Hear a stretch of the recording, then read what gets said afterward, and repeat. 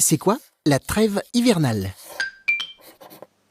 Depuis le 1er novembre et jusqu'au 31 mars prochain, en France, c'est la trêve hivernale. Une période durant laquelle les personnes qui occupent un logement ne peuvent pas être mises dehors. On dit qu'ils sont protégés contre une expulsion. Le propriétaire du logement ne peut pas leur demander de quitter les lieux. Pourquoi a-t-on créé la trêve hivernale?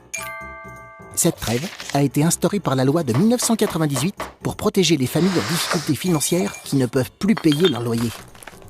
Car quand on n'a pas payé son loyer pendant plus de 2 mois, le propriétaire du logement peut demander à la justice d'expulser le locataire.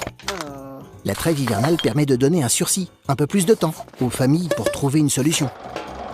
Et surtout, éviter qu'elles se retrouvent sans abri durant les mois d'hiver, les mois les plus froids.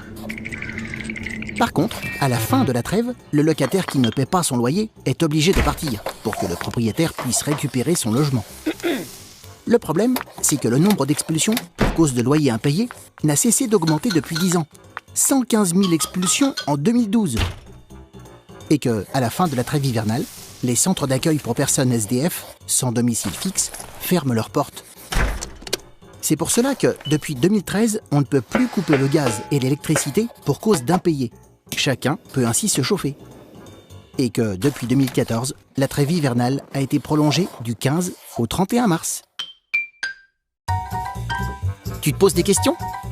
Nous, on y répond.